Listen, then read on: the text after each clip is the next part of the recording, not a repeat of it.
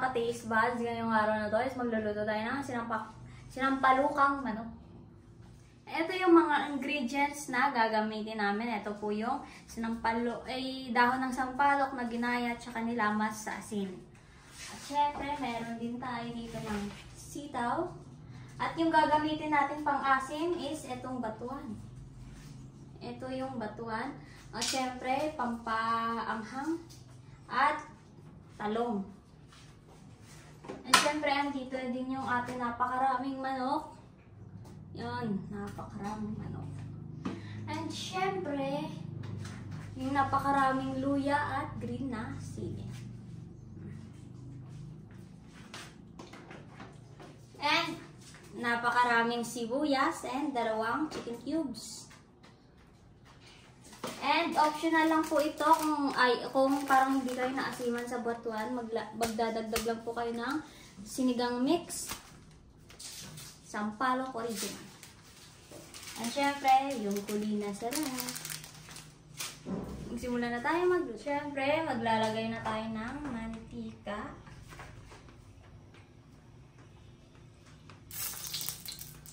Syempre, iuuna na natin bisan yung luya.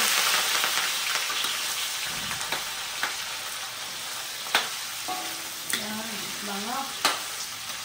Ito, medyo nagisa na natin to. Kaya idadagdag natin yung sibuyas.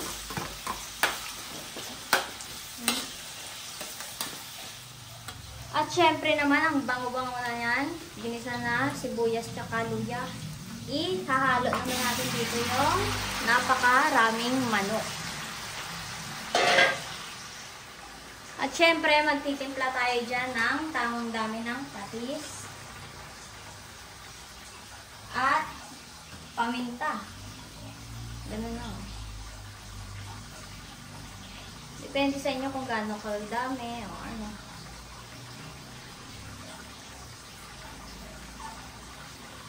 Siguro okay na. Syempre.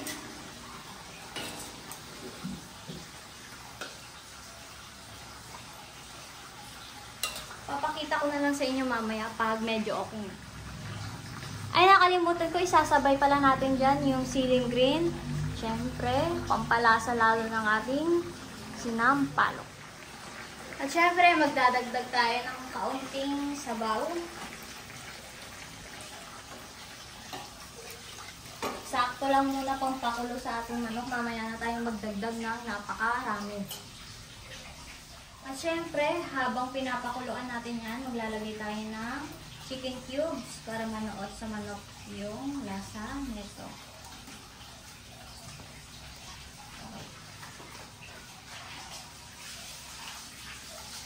Hayaan nyo muna. Babalikan natin ito mamaya.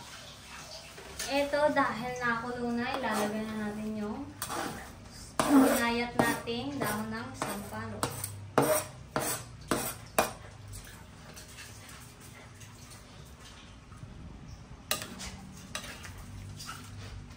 At syempre, sasabayan na rin natin yan ng kulina sarap.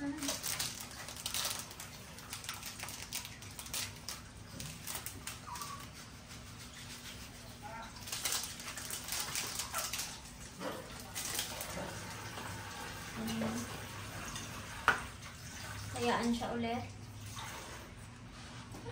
Ilang kulo pa bago tayo magdadagdag ulit ng tubig. Ito, magdadagdag na tayo ng tubig.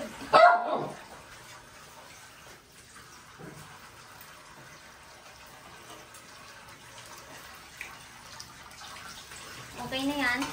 At pag kumulo yan, maya-maya, ilalagay na natin yung batuan.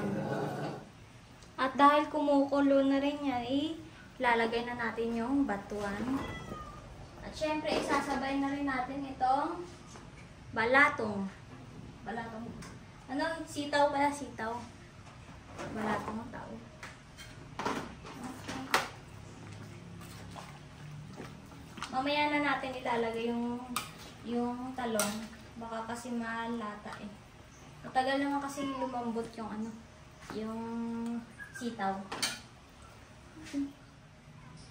Eto, malambot na pala yung ating batuan, kaya pipisain na natin yan. Ganyan lang po pagpisa ng batuan. Sa gilid ng ating, ayan, ganyan lang. Ayan, napisa na po siya. Ganyan po yung mukha pag napisa. At syempre yung iba din, papakita ko na mamaya pag okay na.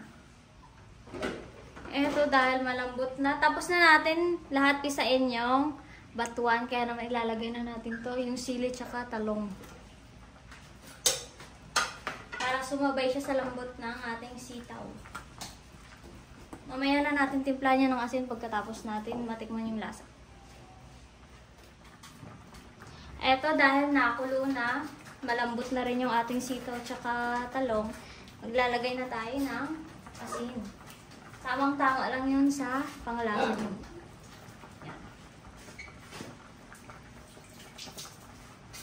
Siyempre, haluin natin yan. Ayan, napakaganda oh.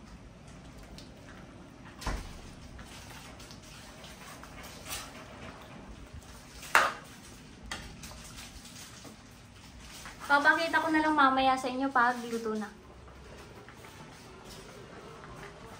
Eto, luto na yung ating sinampalukang manok.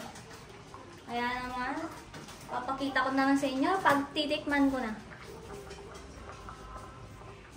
Siyempre, titikman na natin yung niluto natin. Ang init. Pero ang asim. Hindi pa ako naglalagay ng sinigang mix pero napaka-asim na asim.